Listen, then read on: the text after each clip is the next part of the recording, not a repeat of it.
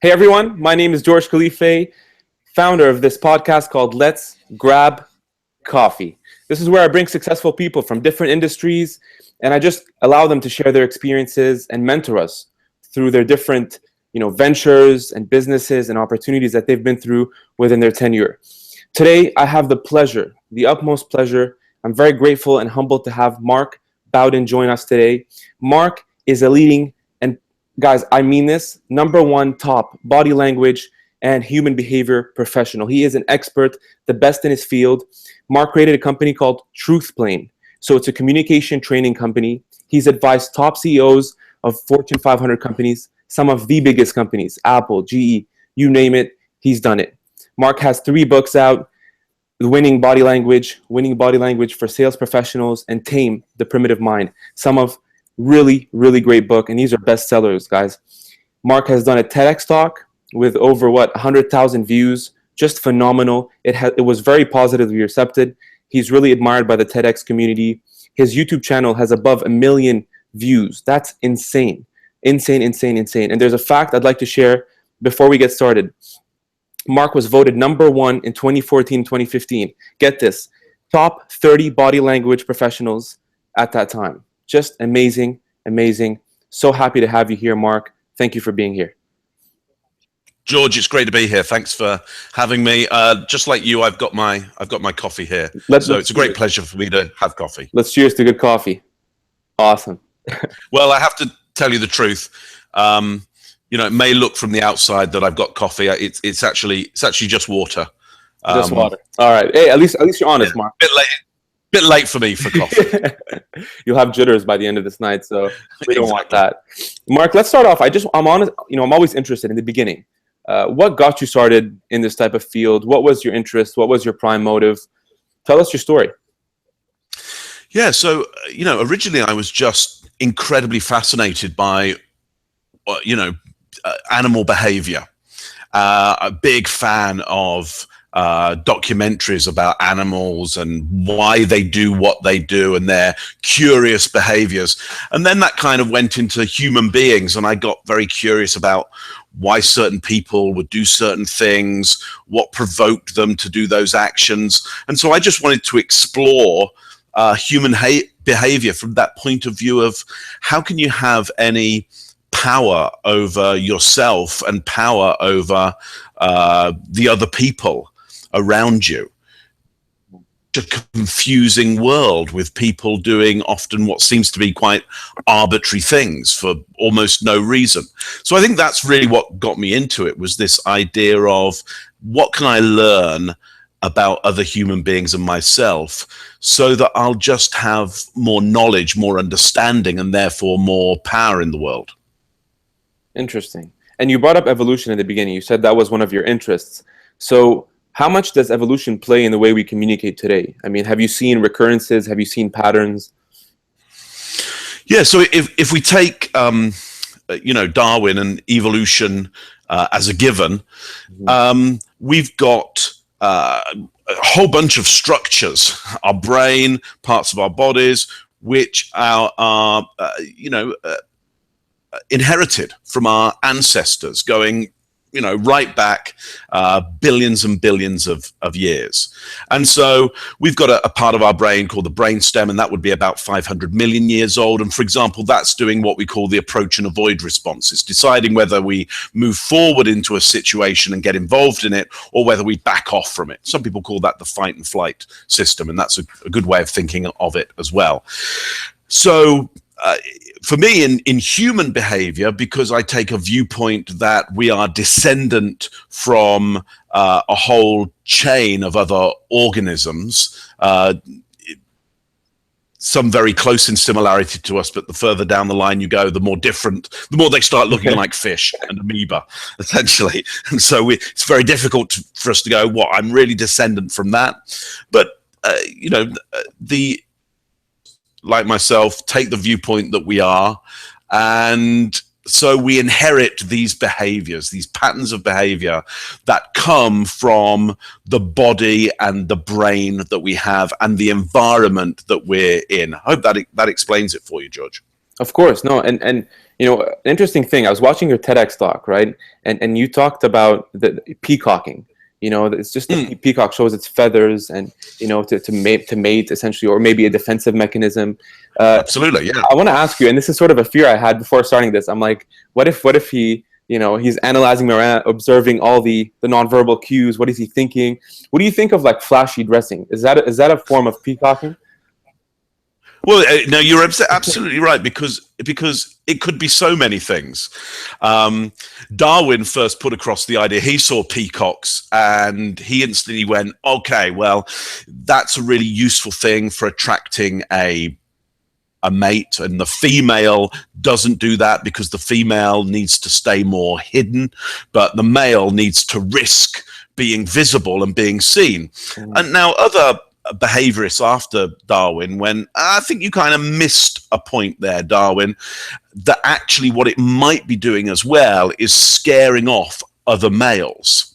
So is the peacocking attract the female, and help the female select the best looking male, therefore having the best genetic code, or is the peacocking there in order to scare off the other males so that the one with the best plumage is the only one left, or the biggest plumage? So that's one of the problems with reading body language, is we have a whole bunch of theories as to via evolutionary behavioral psychology as to why people are doing stuff, but they're only theories. It's often quite difficult to test those theories, and so we kind of tend to test them in the real world, and we get what's called theory of mind. So I'll have theory of mind about you all the time, whether I like it or not. What are you reading so far? I've not been doing anything on a professional level to go, I've got to read him, simply because at this point I wouldn't know what the benefit is. I wouldn't know what the benefit is to reading you in any kind of I guess scientific way, because it would take a lot of work, and I don't think I'd be able to have this interview at the same time and read you. But I'm full of unconscious hunches about you. So, for example, just like me, you've got one of these in your top pocket. Handkerchief.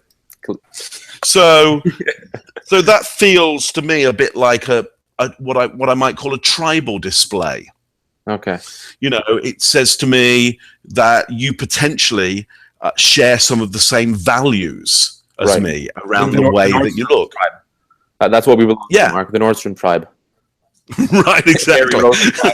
That's what we right now, Mark. I'm making that clear. Yeah, so look, where the Etro tribe. This is from Harry Rosen. See, I just know my feet, Mark. And yeah, so there's a great example of the way that we're displaying to each other.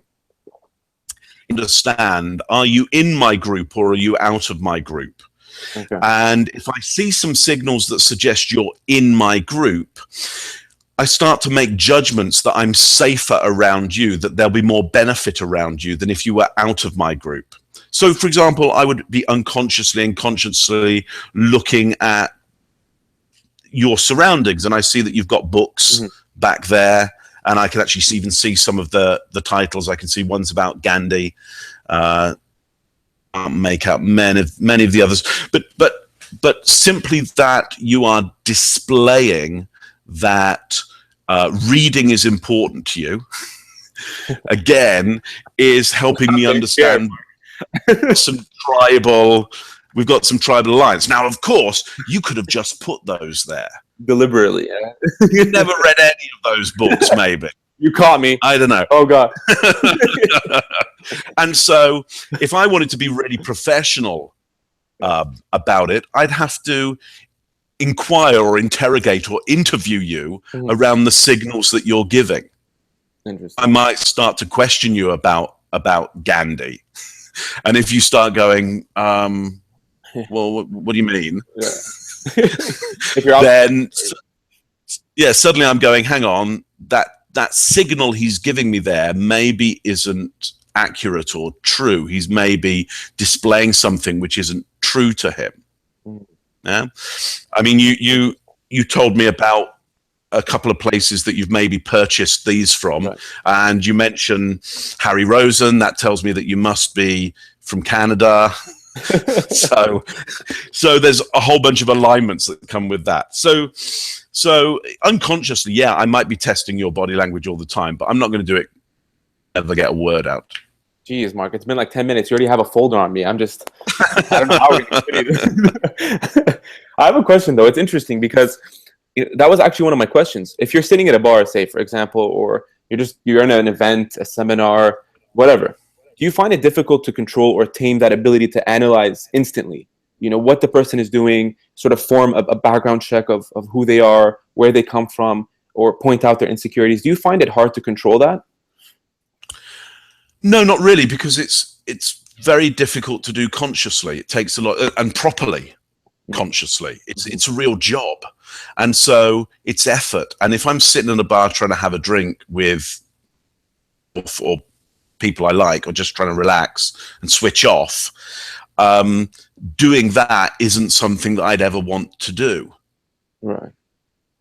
So, yeah, I don't think I'm not there. So it's, you know, I go to events and people say, "What do you do?" And I go, "Oh, well, I'm an expert in human behavior and body language." And they go, "Oh, I'm suddenly very self-conscious." And I say, "It's okay. I'm not working. You're not paying me." Oh, okay. I see how to analyze anything. Not analyze me. All right, Mark. So I think the short answer is no. I don't really sit at bars and analyze people and situations. And now I would do unconsciously. Yeah. But the way you do it unconsciously is very different from the way you do it consciously. All right. Tell me one thing. You've done this at least once consciously to try to pick up a girl. Am I right, Mark? I've done it. Well, right, in a bar, like it's interesting, right? It's a unique ability. Well, no, actually, I haven't. You know, I met my wife pretty early on, and so I was saved from from a lot of that, from your powers, from a lot of that stuff. So no, I haven't really used any of that technical ability. And you know what?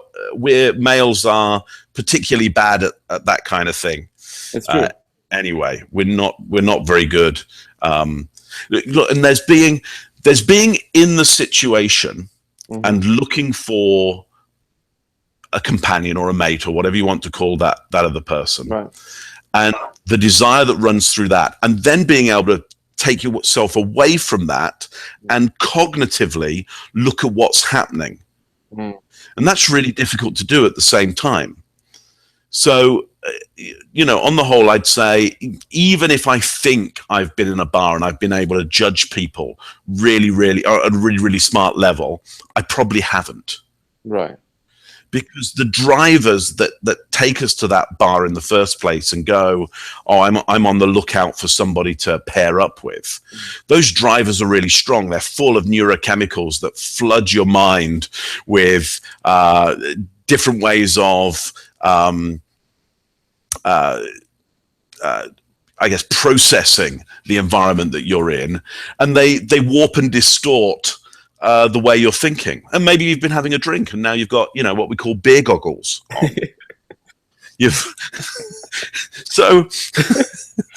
So in order to read situations accurately, you have to have your critical thinking mind there. And that critical thinking mind will be utterly impaired if you're a really big part of the system that you're trying to assess, and or you've had alcohol, decisions and to think. Yeah, you won't be making the right decisions potentially. Right. Now, having said that, I could get a little bit closer than most people.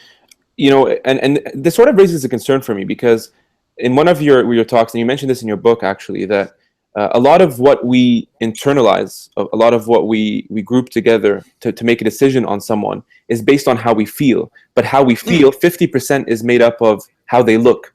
So their appearance. So first impressions, whether you're at a bar, at an interview, at an event, a lot of it isn't what you say, it's how you look and how you appear to the person. Can you speak about that for a bit?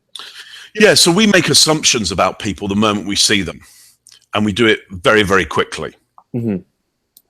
And then based on those assumptions that we have about them, we then start to make predictions about them. And then we get more data in. But the data is then passed through the filter of the prediction that we have. And we tend to now be biased towards receiving data that fits our prediction, not receiving data that doesn't fit our prediction. So we get this initial assumption. I see you. I have an assumption about you. I make a prediction. You start to talk. The things that you say that fit my prediction, I accept. Yeah, the things that you say that don't fit my prediction, I just blank out. Interesting.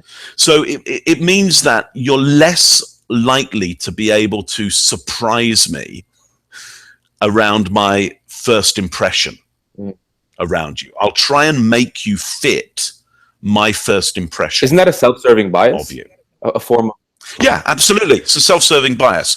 It's a very quick way of making a prediction about somebody. Are they good for me? Are they bad for me? Will I profit from them, or is there huge risk? And then we go off and we seek the data that fits that bias. Mm-hmm.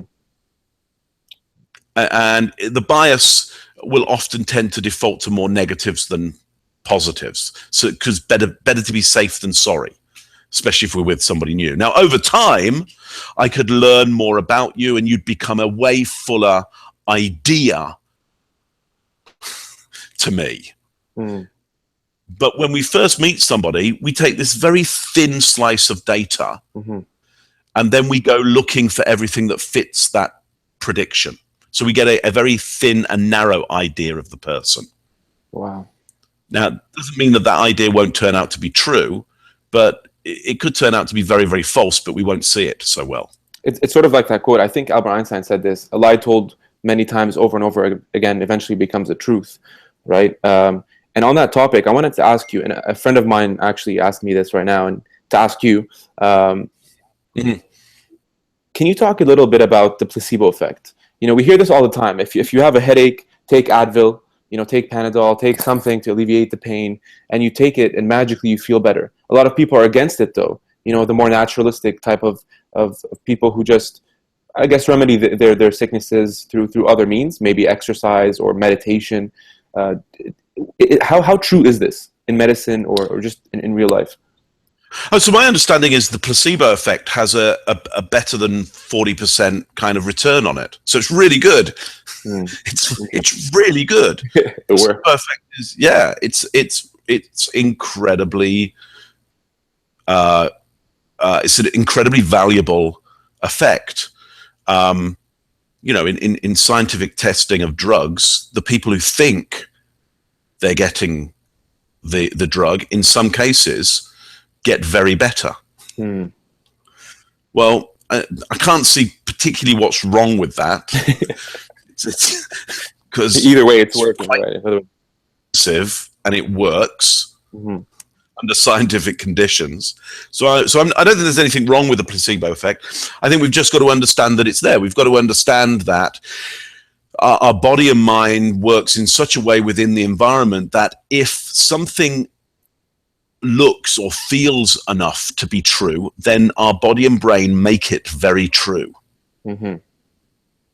And so that's important for us to know, both the positive and negative side effects of that. If you display to me somebody and it feels very true to me that you're not going to be of benefit to me, I'll make the world a world where you're never of benefit to me. Right. That's interesting. Let's talk about having a preconceived notion before you encounter someone. And obviously the first thing that comes to mind is a salesperson, right? And you have a book about this. How can you truly be genuine, all right, in an age or even in an industry such as finance or any type of other true business heavy industry? How can you be genuine when there are a lot of sharks out there who don't necessarily want to be genuine back? Well, so life is full of risks, isn't it? Mm-hmm. That's right. That's kind of like saying, how can you fall in love when there are so many people out there who might hurt you? Right. Well, falling in love is a risk. it's either one you're going to take or one you're not going to take. Yeah. It's the same thing. How can you trust somebody who's trying to sell you something when there's so many people out there who might be not genuine? Well, buying something is a risk. Crossing the street is a risk. Everything you do is crossing the street is a risk. How do we cross the street every day when it's such a risk? It's it's one of the most likely ways. You're in your 20s at the moment. Right. Dying in a road accident is one of the with actually you behind the wheel is one of the most likely ways. I'm going to go to work. It's one of the most likely ways you're going to leave this planet. So why would you even get behind the wheel of a car? It's just, it seems at some points that the risks outweigh the benefits. And so back to the thing of, why would we ever be sold something by somebody? Well, it would be because the benefits outweigh the risks at the time. And talking about risk, right? Because a lot of people watching this, including myself, have this urge for entrepreneurship, to start something, to feel that adrenaline. How much of your risk tolerance or your risk base is determined by your socialization from your parents, from your environment and schooling, and how much of it is based on your own understanding or rationalization of what risk means to you? So that's an interesting area. So there's been some tests recently around in the world of politics and looking at people who would see themselves to be kind of fiscal conservatives and people who would see themselves, so let's just say on the right wing, and people who would see themselves more social on the left wing. And the tests have gone around trying to test these people for their idea of risk tolerance.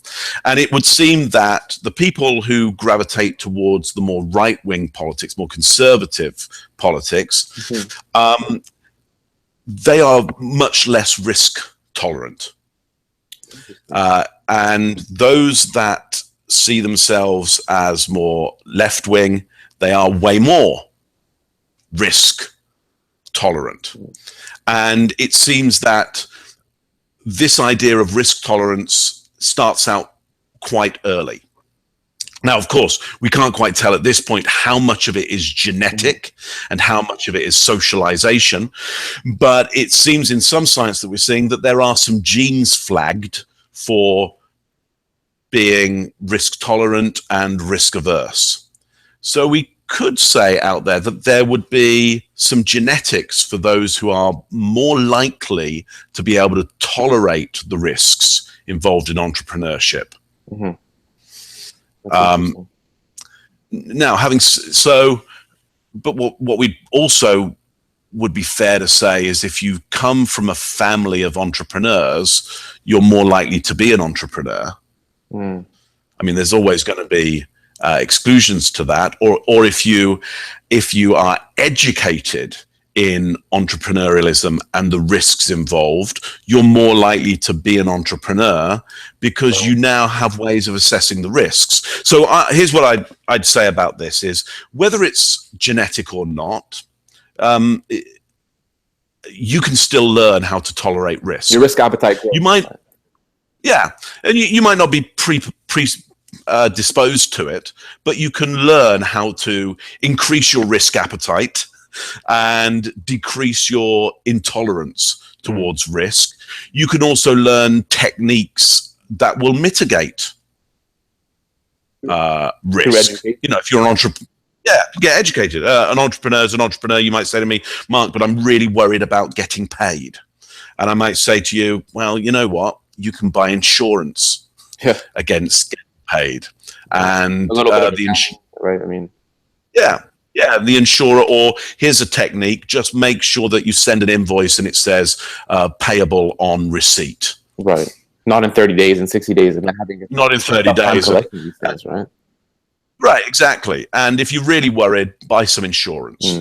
So here's what I'd say is I don't wish to live in a world where we are totally bound by the genetics that we have. And luckily, I don't think we are in that world.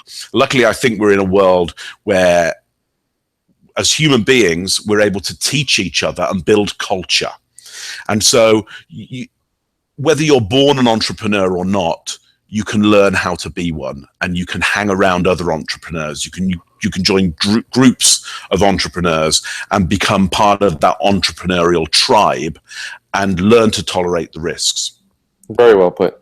I have an interesting question for you. It's a bit off key, but in a nonverbal or behavioral competition, who wins? Hillary Clinton, Donald Trump? Oh, interesting. I'm going to have to say who wins. Okay, so let me try this with you and everybody who's listening to this. Okay. Your mind of Donald Trump. Okay. Yeah. Now get a picture in your mind of Hillary Clinton. And think, which is the stronger picture? Which picture do you recognize more? Which picture you're more gravitating towards because of it's a clearer picture. It's a simpler, clearer picture to get in your head. I'm going to guess you've got Donald Trump in your mind. Obviously. Yeah. So who wins? In leadership, we follow the strongest, clearest signal. Right. The strongest, clearest signal. Not the best, the most useful, the nicest, the most likable. The strongest and clearest, because as followers, we have to have something that we can follow, that we can literally, physically follow. And if the patterns aren't clear, we'll gravitate towards something that is, even if it's bad for us and bad for others. So I'm going to have to go with, in the world of nonverbal, Donald Trump wins because he's simpler and clearer. Wow, honestly, that was very interesting how you made that imagery, compare between both presidents. Right. And on that question, who would you pick? I mean, let's keep it a celebrity or someone who's well known so people can know who it is. But who demonstrates the best nonverbal communication that you've ever seen, from a CEO to a politician to an artist, a celebrity?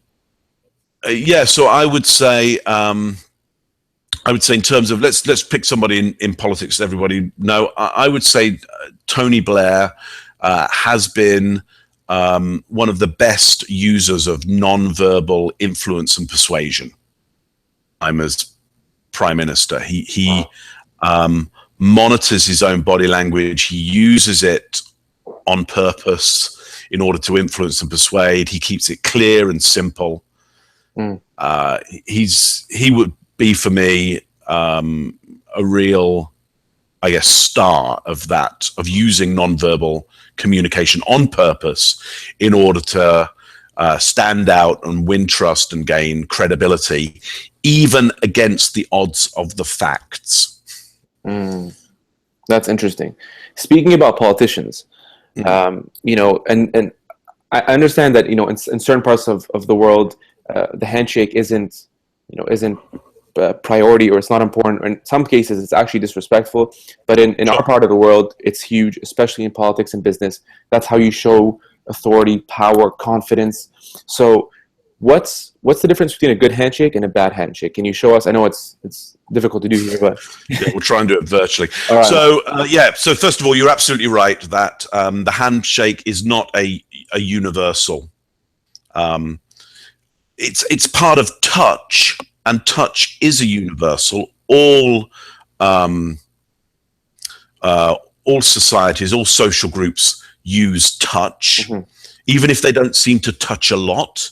They're still using touch. They're still using not supplying touch in order to send signals. So for us, handshake is part of that touch. And what happens is I get to feel whether you have anything in your hand, whether you have a tool or a weapon in your hand. So for example, first of all, if we shake hands and I don't let you touch the palm of my hand, so I don't put it in far enough, so I get to touch the palm of your hand, but we don't go palm to palm, that will feel really bad for you. You to do a disgust gesture like this, you'd flash disgust, and if we were in a group, you'd look to others in your group to show them this disgust gesture, to basically say this one's bad. Wow. There's also, you get to test whether my skin and muscles is aggressive or passive or something in between. You get a sense of, am I going to be of benefit to you, or is there risk involved? Interesting. So again, if I come in and I put in I give you a hard squeeze, one that would potentially hurt you, then my guess is, again, you're going to look at everybody around you and go, this one's a bad one, and maybe show disgust or disdain, snarl, or maybe even your top lip will tighten and you'll show me anger around that, and you'd probably show your group that as well. Now, equally so, I could give you a really, really limp handshake with no tension. What often people call the dead fish. Okay. And that would, again, you most likely do disgust, and you might even do a swallow gesture here. It's almost like you want to vomit. And that would give you the signal that I'm ill or even dead. Oh, wow. It's like a dead handshake. And you'll respond to that in a way that, again, shows disgust, because why would you want to be around somebody who's ill or dead? Chances are there's some kind of disease or predator around, or dead. Now there's also then upper handshakes, giving somebody else the upper hand, or taking the upper hand. Yeah, which is where I'd turn your hand over. Right. So the upper hand, which means gravity is on my side and I get more easy control of your arm, or equally so, I give you the upper hand. So I give you control. You're really good about that one. You'd feel really bad about this one. There's also how we might show the handshake to other people. So, for example, how can I show this? Yeah, if we're being photographed together, and I want to appear dominant, I'm going to make sure that I'm this side of the frame. I see. Yeah, so that the camera gets to see my big arm and more of my arm and hand. Yeah, and yours would come in here, obviously the other way around. Yeah, and they'd see less of you. You'd look smaller. I'd look bigger. That's interesting. I was watching a documentary, and the reason I asked is because I think it was Bush and the Israeli president, I believe, and I can't recall who else it was. But anyways, they were standing near the door, and they're supposed to shake hands, take a picture for the camera, and then walk in, right? Yeah. And just all three increments were so awkward because none of them wanted to give up power. So they do this. The other person would sort of fight for it, sort of arm wrestling. And the other person, when they took the camera, said, "Hey, it's okay," like a little tap saying, "I got you." And then when they went to the door, that was even worse, because then they're like, "Oh, please, go ahead. I'll be the last one to go. I have control of this." So it's very, very interesting. Right. I think I've seen what you're talking about there, and I think it's the Israeli Prime Minister at the time, and Yasser Arafat, and George Bush Jr. And what they're playing for is who gets to go last, because within some cultures there's an idea of whoever gets to go last through the door is the leader, has the highest status. If you think about it on an evolutionary level, whoever gets to go in last, if you don't know what's behind the door, stands most chance of survival. Oh, okay, interesting. If you do know that there's resource behind the door, then and useful stuff, you'd want to go in there first and take control of it. So it's interesting. Most of these maneuvers, I would suggest, always come down to that evolutionary psychology of survival. The last person in the room. If you were to gamble and you don't know if there's good stuff in the room or bad stuff, you'd want to be the last one in. Because all you want to do is stay alive. And even if there's something valuable in the room, you may not have got the valuable resource, but you weren't eaten by the monster. You survived. So speaking about that too, right? And you mentioned Darwin, so survival of the fittest. But in the past, right, the Neanderthals, and I mean, obviously, the more physically fit you were, or if you were the hunter of your tribe, or then the probabilities of you living a longer life were probably more eminent, right? I mean, you were just more fit. You can protect yourself. You can protect those around you. Nowadays, it's sort of a shift, right? Obviously, we still have athletes and stuff, but we see a shift in the sort of I don't know how you call it. So the importance in society now, it's more knowledge and the education and what you do in business and how much money you make. So the way we rank each other and how we respect our boundaries are determined by other things. Can you maybe just speak a little bit about that? Yeah, sure. So we're social mammals, and one of the things that we've managed to do as social mammals is get together in groups and differentiate our abilities, so that you could get really good at one area that helps us survive. I can get really good at another area that helps us survive. We live in a group and we trade with each other. We exchange and we help each other live better. That's what human beings do. We get into societies, and the different tribes in those societies often differentiate their ability and trade with other groups and other tribes, and they trade internally, which means you don't need everybody to be the best physical specimens.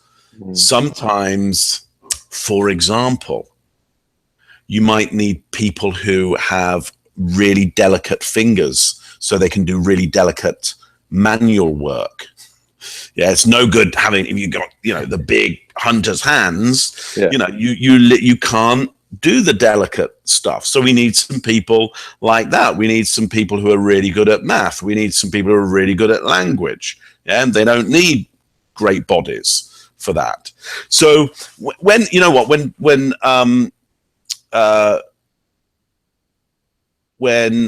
the idea of survival of the fittest came about, it wasn't about the fittest specimen. Mm-hmm. It was the fittest for the niche. So Darwin never said, well, in fact, what he did say, he said it isn't the strongest or the most intelligent of the species that survive, it's the most adaptable to change. And the reason he said it's most adaptable to change is that what he understood was organisms adapt to a niche. They find a little niche and they adapt to that, and they discard anything they don't need to live in that niche. Because if you've got stuff that isn't useful for that niche, it's just using up resource to keep it there. So we get rid of anything that doesn't work for that niche, so that we are perfect in the niche. We are the fittest to survive in the niche, that we literally fit in the niche. So he never said, it's the strongest ones that are winning. In fact, he realized it wasn't. It was the best adapted that were the winning. Were the fittest for the niche. And that's what we see that you're talking about there is we look after people aren't the strongest or most intelligent of the species. Why? Because they might have data that would help us be adaptable, have benefit elsewhere. And that's why we don't see people attracted necessarily to the most fittest of the specimen. People go for, he, she is really funny. Charismatic, confident. They're charismatic. Right. They're smart. Mm-hmm.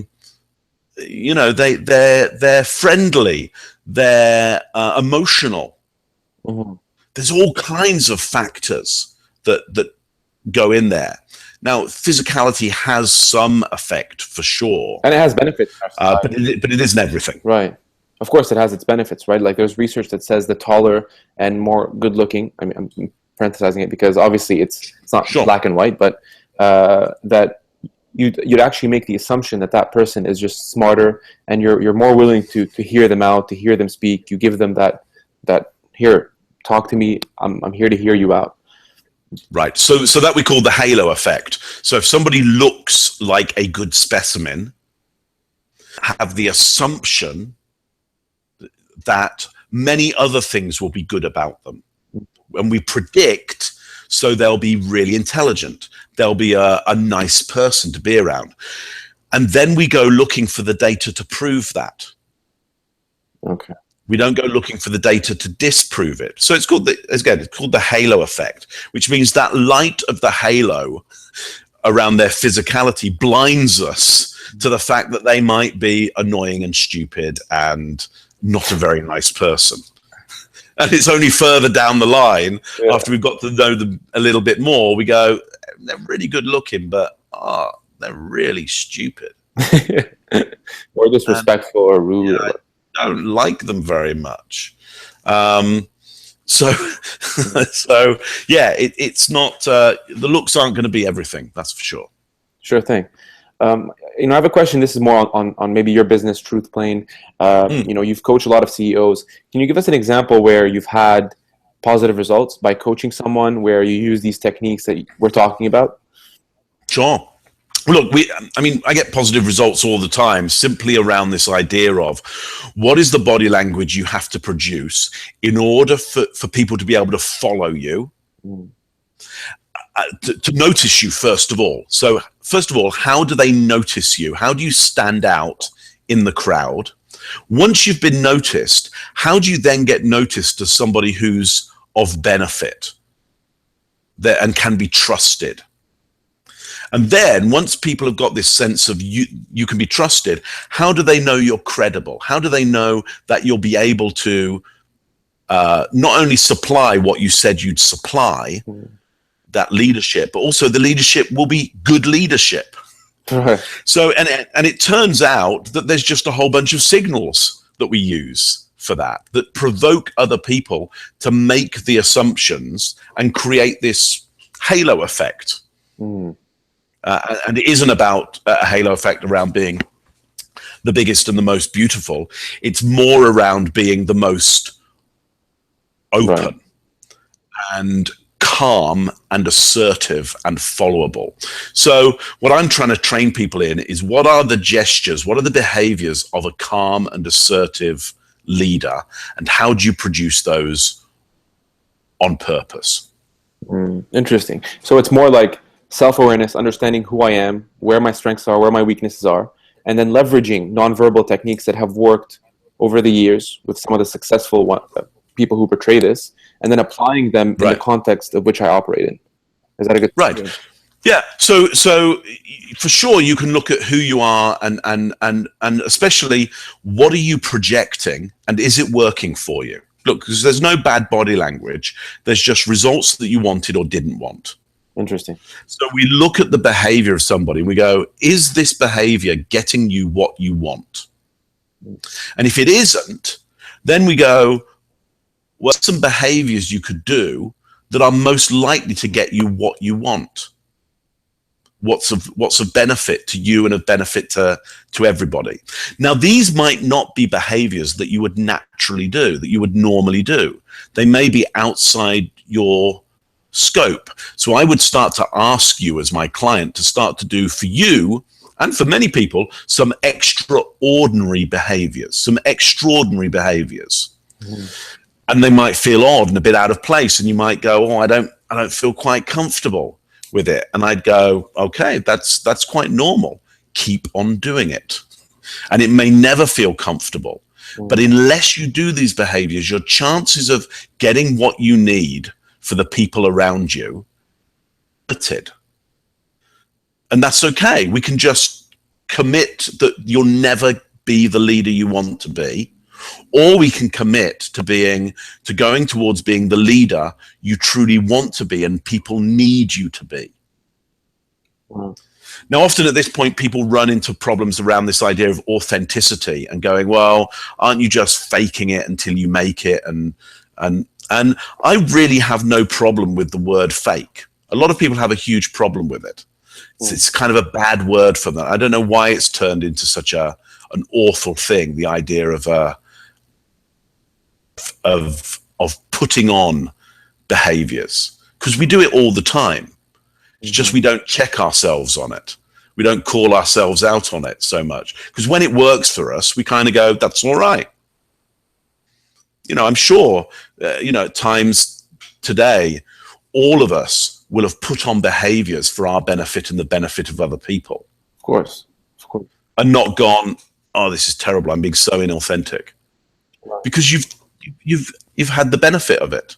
It worked for you. Do you believe we all have a mask? You know, it's like we mask our true identities. We don't really want to show people our true selves. We don't want to expose our emotions. Do you believe that's true?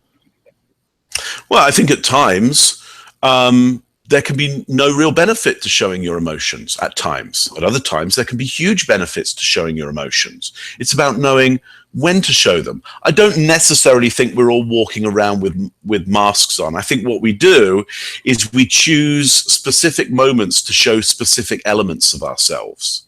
Mm. And you could call that a mask. I kind of wouldn't. Okay. Because a mask is something, let's think about them, because what we're using here is a metaphor. Right. A metaphor of a mask. Yeah. And a mask is, let's just imagine that this piece of paper is going to be, actually, let's just make it into a mask. All right, Mark. Arts and crafts. So I'm just down here, I'm just going to design a mask. But look, in order to design this mask, I had to get a piece of paper, and I've got a pen, and I'm now consciously making a decision. Okay, consciously making a decision. And I'm consciously deciding to put the mask on. There we go. And I'm consciously deciding to take the mask off. There we go. And I'm putting it on again and taking it off. That's a pretty conscious practice. And I think for most of the day, we're not that conscious of our behavior. Mm. So given that, I don't think on a day-to-day basis, 24 hours a day, we're wearing masks. Mm. Tricky thing to, like, I'd have to have a whole bunch of different masks, be able to know when I've put it on, know when I've taken it off, know which one is best for.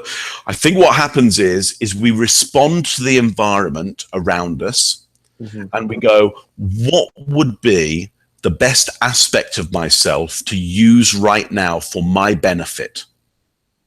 Right now. I forward behaviors. We don't mask off other behaviors. I don't mask what's happening in my face. I start to choose what my face is going to show and what ideas I'm going to bring forward. Hope that makes some sense. Oh, it definitely does. Thank you for bringing that in perspective. We have about 10 minutes, so I'd really just like to jump in now into more of like a leadership discussion where we can, it's sort of interesting to see your projection, right? And your progress in your work. You know, you've obviously mastered these skills. You created a company that's very successful. You know, you even mentor and train some of the top CEOs in Fortune 500 companies. You've written books, TEDx talks. How did you get to this stage? You know, what was it that was the differentiating point for you? What did you do when, say, you were in your mid-20s? What was that driving factor? Yeah, so I would say if there's a secret sauce to anything, it's just being persistent. It's not stopping. It's just keep on going. Pick a target and just keep on going for that target. Knowing that other people who have picked the same target, they'll drop off along the way. Right. Way more capable than you.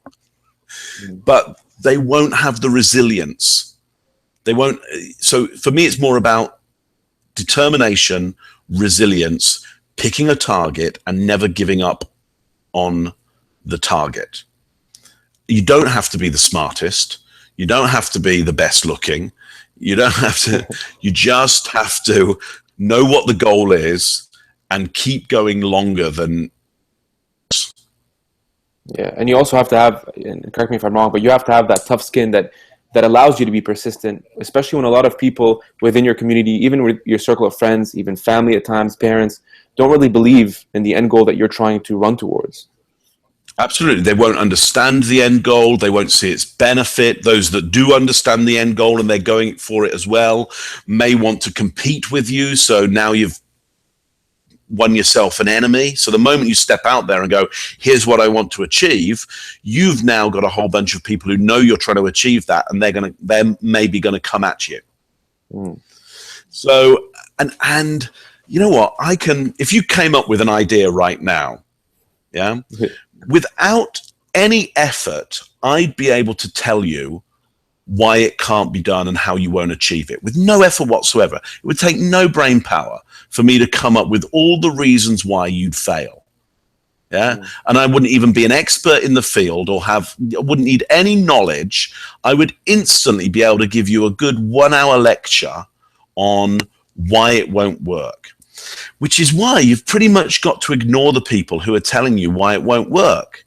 Because they're not doing it themselves. So how but anybody can do it. Yeah. I could grab somebody from the street and go, here's my idea why it won't work. And they'd go, yeah, they'd come up with so much stuff.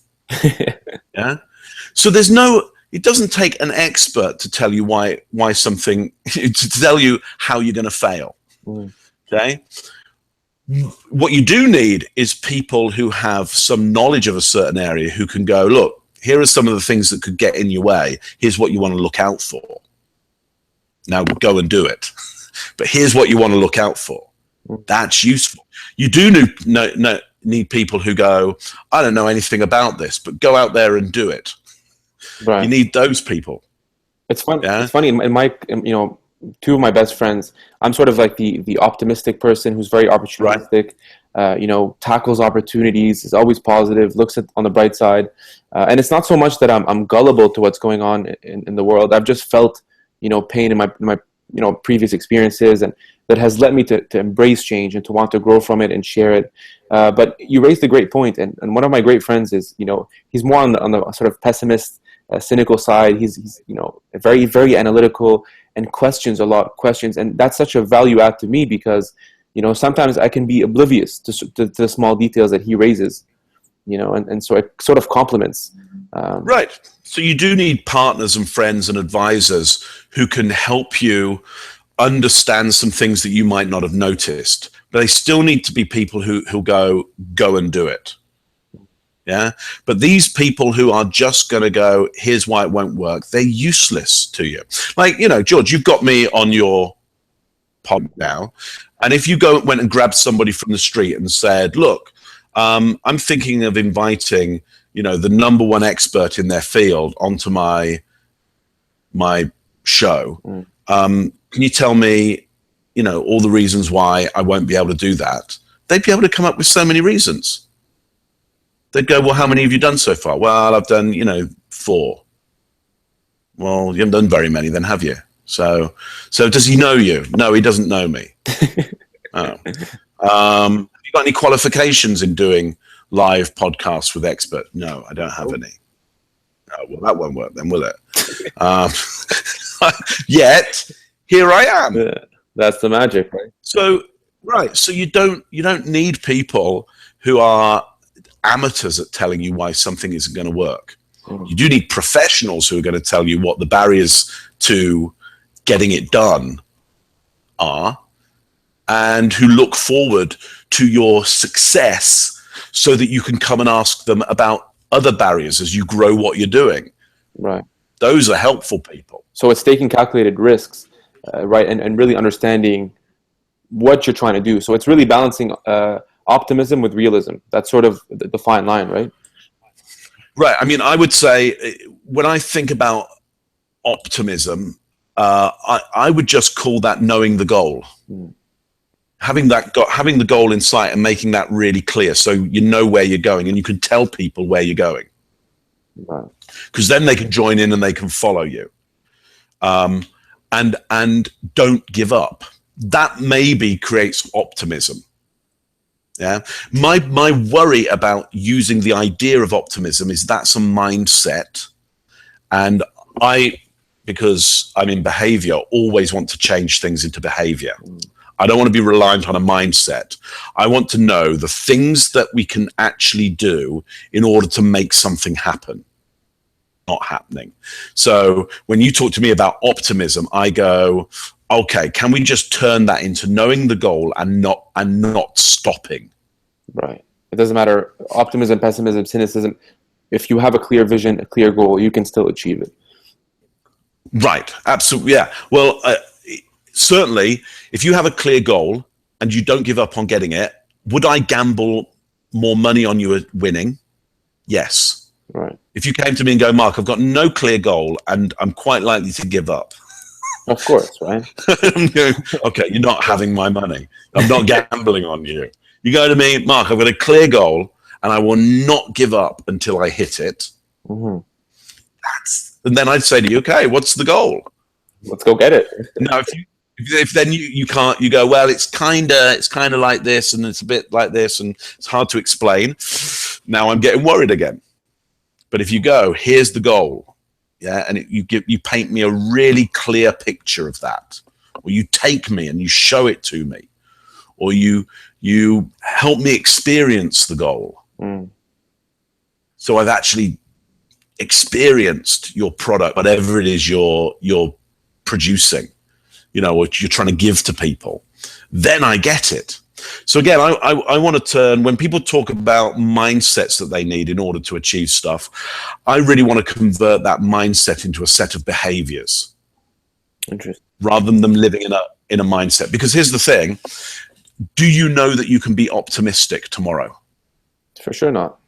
I don't know what's going to happen tomorrow, right? Tomorrow it might be one of those days where you go, oh, I feel just terrible today. Mm-hmm. But even if you feel terrible, remember what the goal is. Right, your why, almost your purpose, right? Your purpose. Right. Can you remember the purpose? Can you remember that? Yes, you will. Can you not stop trying to hit that goal? Okay, that's a little bit more difficult. We might need some techniques for that on a bad day. Mm-hmm. Yeah, we might need some, but again, the great thing is we can create some techniques for you not stopping, even on a bad day. Right. Optimism, I don't know whether you can switch that on when it's off in your head. Mm-hmm. And that's why I like to approach mindsets from a physical point of view, from a behavioral point of view, because I want to be able to trigger a mindset. I don't want to just hope that it shows up most days. And you're also tapping into the tangible, not really the intangible when you speak about sort of a mindset, right? Right. I want it to be physical. I want to have a physical effect on the world.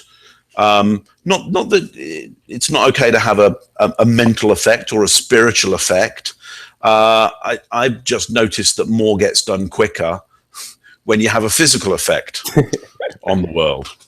Very true. Happens quite quickly, and you quickly know whether the stuff that you've done worked or didn't work. And what's your? So then you. Sorry, continue the thought. Yeah, so I was going to say, then you can innovate, you can iterate something. If if it's a bad day, but you went to hit the target and you didn't give up, you'll have moved a little bit further, and you'll have known whether it's working or not, and you can adjust. Right, keeping it flexible. I have one last question for you, and this might be personal, professional. It's up to you how you'd like to answer it, Mark. Sure. What's next in line for Mark Bowden? So what's next in line is I got a new book coming out in 2017, which I'm co-writing with Tracy Thompson, who works here at Truth Plane as well. And this is specifically on reading body language and really a new way of thinking about how you read body language. So it doesn't use this if then this that method of if crossed arms then is closed kind of idea. It tries to take in more context, more situation, and you have a critical thinking viewpoint. And also it helps you understand what you might want to do to test the assumptions that you have about others' body language. So it's just way more intelligent and way more powerful. Wow. Way of looking at body language. So that's the book that I'm working on, and also just more online training. At the moment, there's a very few people who can actually work with me, because you either have to work with me one-on-one, or you have to show up to a big keynote that I'm doing, which is usually pretty exclusive. So we now have online training, and you can go and look at that by doing bit.ly/truthplane, or going to the Truthplane website. That's truthplane.com, and looking at online training there. And that's an opportunity for anybody anywhere in the world to get training with me via video, great quality training via video. So we're out trying to promote that as well. That's the two next big things. Perfect. Thanks so much for sharing all this great stuff, Mark. I know every single viewer who tuned in really appreciates. I appreciate every single advice you just gave me, and this was just an awesome talk. So humbled and grateful. Thank you again for this. Well, it's a great pleasure, George. Anytime. It's always great finding people who are out there trying to make a difference. So it's a great pleasure being on your show. Cheers, Mark. Take care. Cheers.